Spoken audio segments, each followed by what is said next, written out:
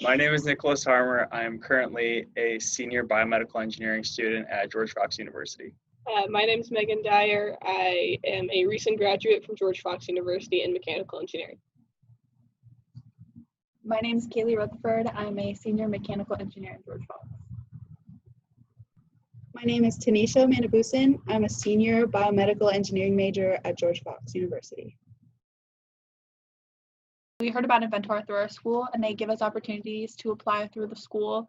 All servant engineering teams are given the opportunity to if we fit the criteria for it. So with our team, we really enjoyed our project and we wanted to further our inventions. What I've learned about myself is I'm much more capable with electronics and basically wiring and whatnot. Something an electrical engineer would typically be more suited to do than I thought I was initially, because this project really forced me to get hands-on and take initiative with some of the more electrical aspects of it. Through Inventor, I've learned a lot more about business, for one, because I'm not a business major, but you have to do a lot of business major things to be a part of this competition. So I learned a lot about that, as well as just learning more about different ways of how to make a prototype. More so, I've also learned not only through Inventor, but with everything going on while we were doing Inventor with COVID, how to be more flexible and work around and get things done with what we're given. Having to format to a lot of online meetings and doing that stuff really showed me that you don't have to be in person for everything and be physical for everything to not get work done and stuff. Through Inventor, I've learned that I thrive in a process where I can collaborate with others. So this project has really made me see that working with people helps me get things done versus just individualized projects. And I like that Inventor has been able to help us branch out to other people and give us access to places where we can get help when we need it. George Fox provides us lots of opportunities to also get help. So we have an engineering space where there's a technician here who can reach out to us for a lot of help. So we've received a lot of electrical help from one of the people, Nick Sullivan, that works here.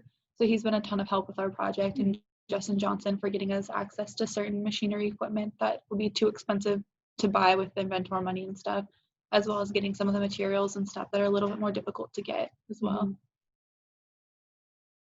The biggest challenges we've faced was not being able to get into the Maker Hub because we were all over Oregon, as well as some of us live farther away, so making this trip down here wasn't something we would necessarily want to do on a daily basis, so it made it difficult to work hands-on onto the prototype. And our product is also fairly large. It's not something you can put in a car and take home and work on in a garage and then transport easily. So transportation would be really hard with it. So we have to keep it housed here at George Fox in order to not risk damaging it. We were able to meet online for the most part. It was also hard making people's schedules mesh. So we had our difficulties, but I feel overall we were able to collaborate well and we're mostly thinking on the same page with a lot of stuff. I think probably our biggest overcoming issue was finding a place to work on our project and getting a space to work on our project. So once things were able to open up, we did as much work individually at home and virtually as we could before we came to a standstill where we just need to come in and physically work on it. And once we were able to actually come in and work, it solved a lot of our problems too. Well, this is my second year doing Inventor in a row, so I already had some experience with the whole process, and I definitely felt much more prepared for it this year, and much more knowledgeable about all the little stuff that went into it, so I feel more of an inventor now, but definitely took a while to feel that. I feel Fox has done a really great job of preparing us for this kind of stuff. I know that a lot of our classes require us to build and invent new things, especially as engineers. We have a lot of hands-on experience with stuff like this. So I feel they've done a really good job to prepare us for things like Inventor. I think Inventor has also made it more of it's not for a class and it's not for a grade. It's your own free will. You're doing it because you want to, not because you have to. Yeah, I'm going to add on to Kaylee's thing there because Fox here, we do a lot of hands-on stuff compared to a lot of other schools. An example of that is just our entire Maker Hub, how we have an entire machine shop that's basically free to use for everyone. we have a pretty advanced prototyping lab that has a lot of 3D printers.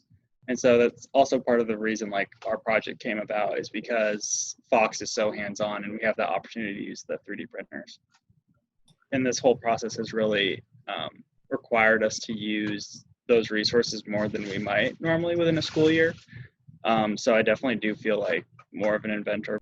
Made me feel more of an inventor. I agree with like the fact that George Fox kind of gives us a lot of hands-on experience. So we already kind of have a background in inventing, but through Inventor, I feel like they do a good job at like making you think of both like the immediate project, but then also like big picture. Like, how do you think that this will impact like later on once you get your project and product working?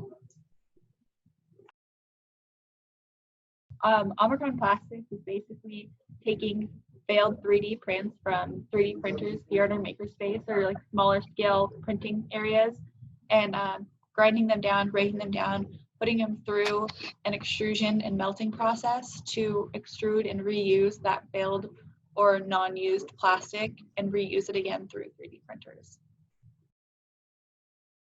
When we get a failed 3D print, so our lab, for example, makes a lot of, we have free use as engineers due to making prints and using it and working with prototyping, and they're in that lab. So where there's a good chance of failed prints or prints that aren't working or 3D printers malfunction. So a lot of accumulation of failed 3D plastic comes about in our lab, and normally there's no other thing to do with it. You can't recycle it or anything, so you normally just throw it away, and we collect an abundance of it.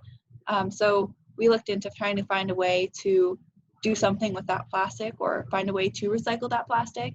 And through that, we came up with our extrusion method, which is kind of, there's other versions of it out there, but ours is a little bit more unique in the fact that we offer a way to grind down the plastic versus you finding your own way to grind it down. We have a grinding mechanism that we're using to take bigger 3D prints, break it down into smaller pieces that are able to create a more uniform melt when it goes through this barrel that heats up, and it's pushed out the barrel into the size of the plastic that the 3D printers take.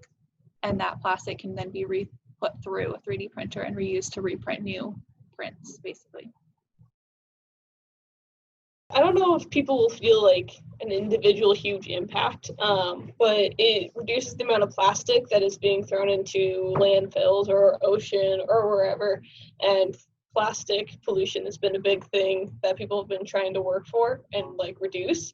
And 3D plastic is only becoming more and more common, and 3D printers are becoming more and more common.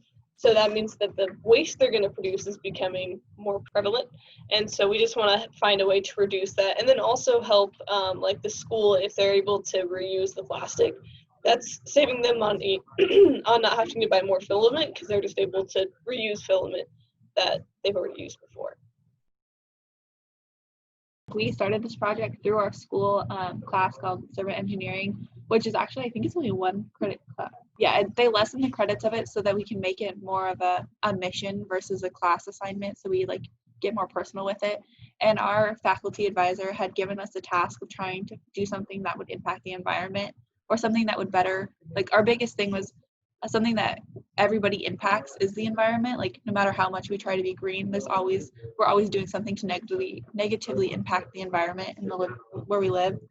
So we talked to a lot of students and reached out to our community to see what their biggest impact they felt was on the environment, or what harm they were doing most to the environment.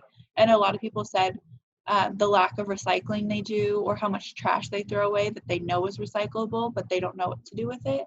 And when we reached out to like more closer to our individual circle, like our engineering lab, to see what like sort of like recyclables that we had, that we like, you know, that there is sometimes a way to get rid of it, but you can't always get rid of it.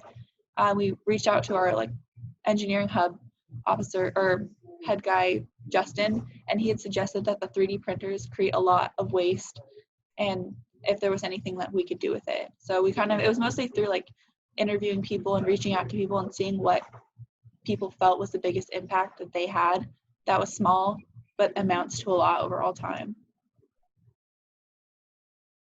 We are Omicron Plastics, and I'm the COO, which means that I take care of operations with the project. We are Omicron Plastics, and I'm the CEO, which means I'm in charge of managing and keeping track of the team. We are Omicron Plastics, and I'm the CFO, and I make sure that all the business things are in order. We are Omicron Plastics, and I am the CIO and in charge of making sure all the technical operations of the project work well.